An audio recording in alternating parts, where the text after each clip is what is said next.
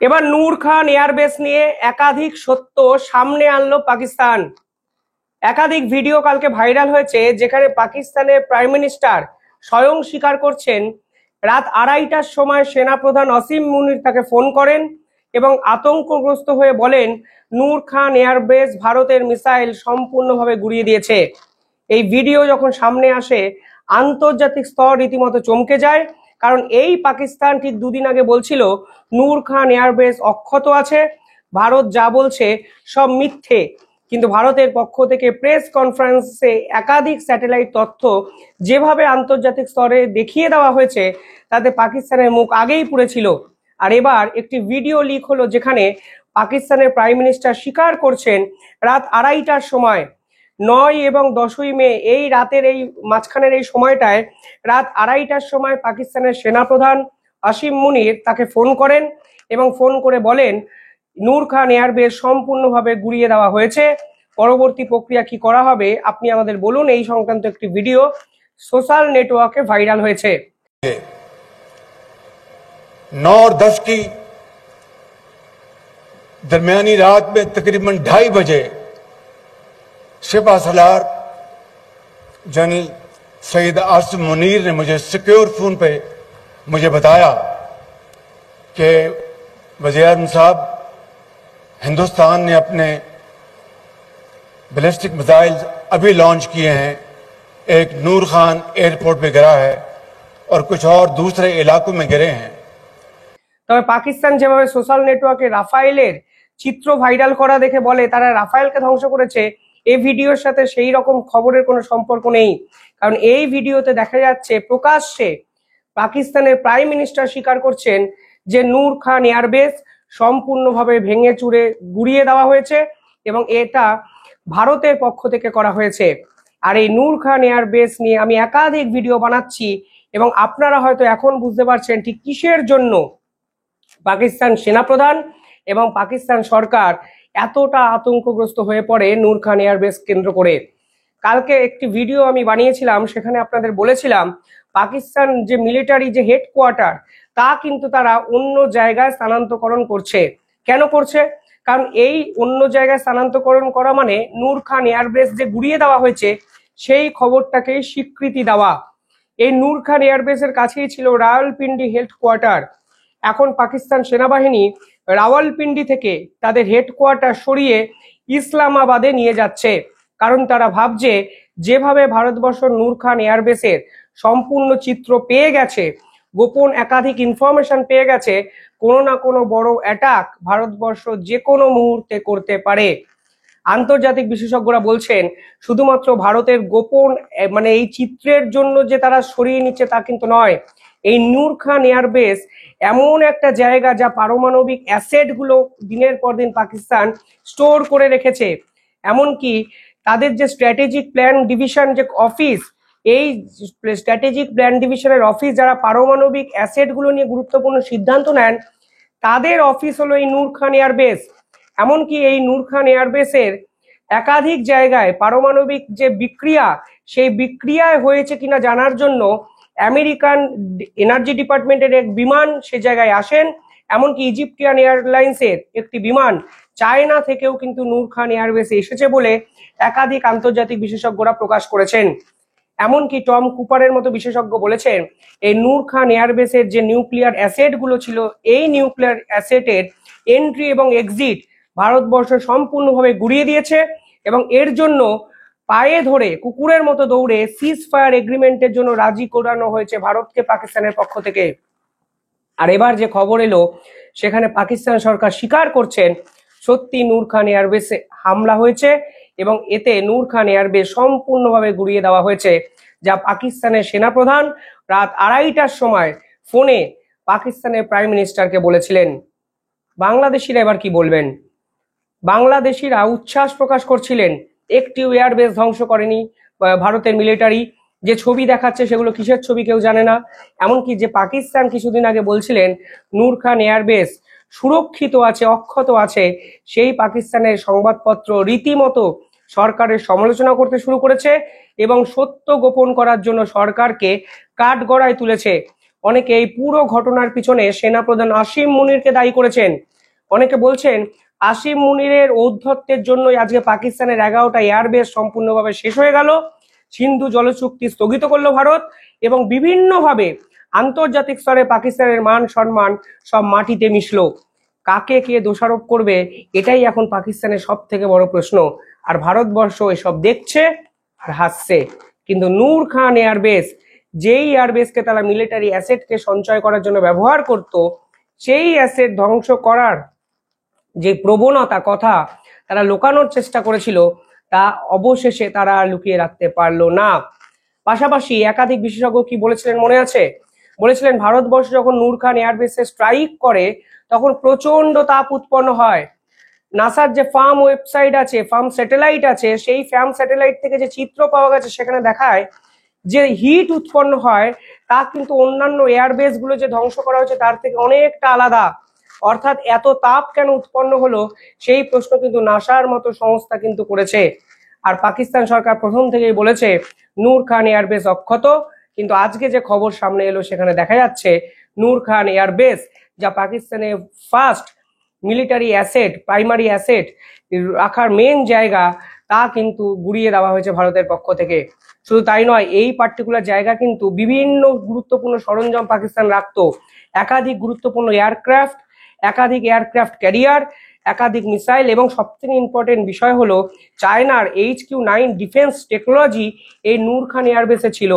এই Chinese defence টেকনোলজিকে গুড়িয়ে যেভাবে ভারত দিয়েছে, এতেও পাকিস্তান সরকার কিন্তু বিস্ময় প্রকাশ করছেন যে কিভাবে এটা সম্ভব, আদৌ ভারত কিভাবে অ্যাটাক করলো তা তারা বুঝতেই পারছেন না। পাশাপাশি ভারতের বিশেষজ্ঞরা মনে করছেন পাকিস্তান যে সিজ ফায়ার এগ্রিমেন্ট, এই এগ্রিমেন্টটাকে আপাতত চেয়েছে তার একটাই কারণ, তারা নিজেদের গুছিয়ে নেওয়ার জন্য চেষ্টা করছেন, এবং গোছানোর পরে তারা তাদের স্বভাবসিদ্ধ যে সন্ত্রাসবাদী হামলা তা কিন্তু তারা আবার করবেন, এবং পুরনো ফর্মে কোথাও না কোথাও পাকিস্তান কখনো না কখনো ফিরে যাবেন, এ মনে করছেন ভারতের বিশেষজ্ঞরা। এই ভারত এবং পাকিস্তানের সম্পূর্ণ পরিস্থিতিটা দেখে অনেকে অনেক রকম অ্যানালাইসিস করেছেন। প্রধানত ভারতবর্ষকেও অনেকে অনেক রকম সাজেশন দিয়েছেন। 5টি পয়েন্ট আমি আপনাদের সামনে তুলে ধরতে চাই, তাহলে আপনারা বুঝবেন মডার্ন ডে ওয়ারফেয়ারটা ঠিক কিভাবে বদলে গেছে। প্রথমত, পাকিস্তান এবং ভারতের এই যুদ্ধকালীন পরিস্থিতিতে সকলে যেটা অনুধাবন করেছেন তা হলো ড্রোন ওয়ারফেয়ার। পাকিস্তান যেভাবে ড্রোনের ব্যবহার করেছে তা কিন্তু নিঃসন্দেহে নতুন।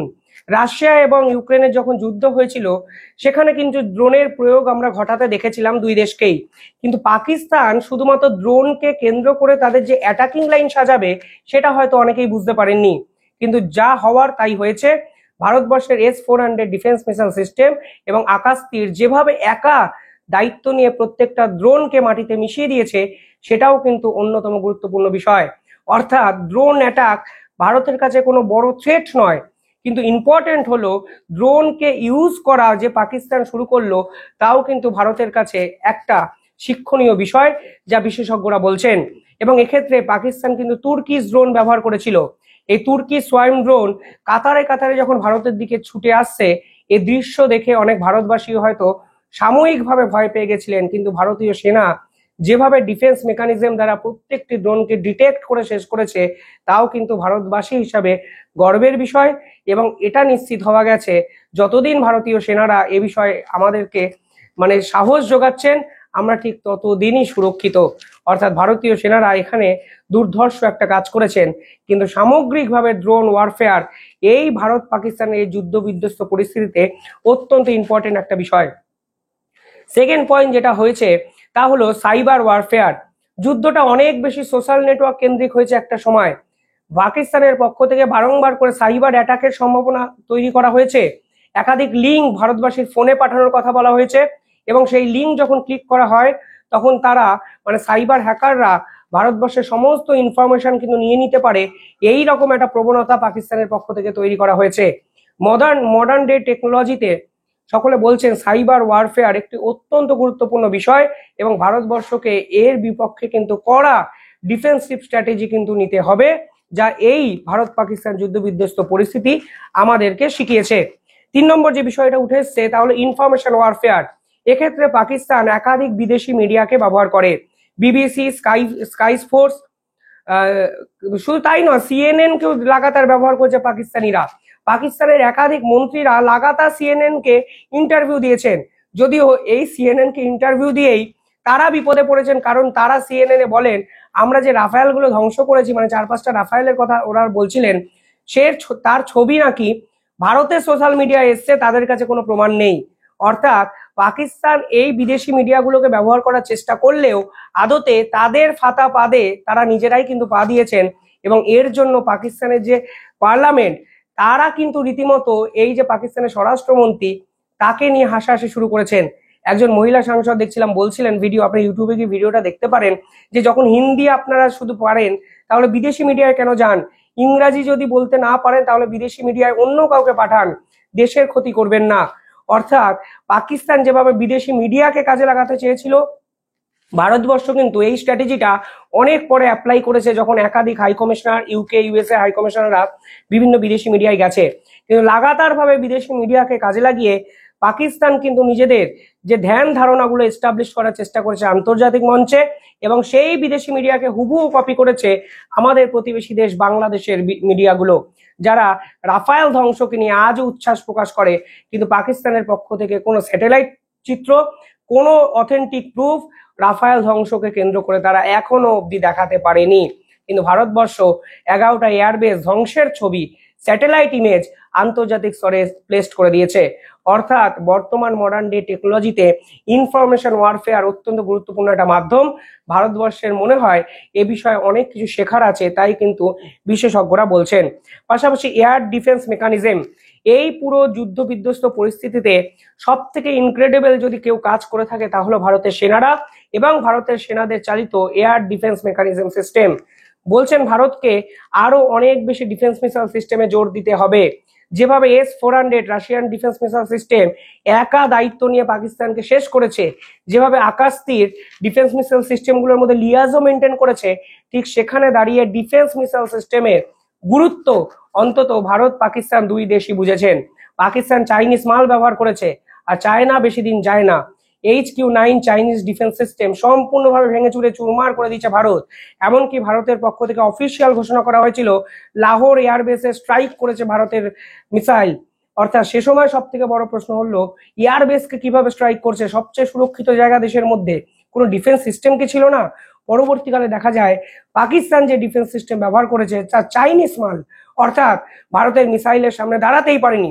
উল্টো দিকে রাশিয়ান ডিফেন্স সিস্টেম যেভাবে একা পাকিস্তানের সমস্ত ড্রোন অ্যাটাককে চূর্ণ বিচূর্ণ করে দিয়েছে, তাতে একটা জিনিস পরিষ্কার, ডিফেন্স সিস্টেমের গুরুত্ব ভারত এবং পাকিস্তানের বিশেষজ্ঞরা অনেক বেশি বুঝতে পেরেছেন, এবং ভবিষ্যতে এই পরিকাঠামোটা আরো বেশি জোরদার করতে চাইবে ভারত, এরকমই মনে করছেন বিশেষজ্ঞরা।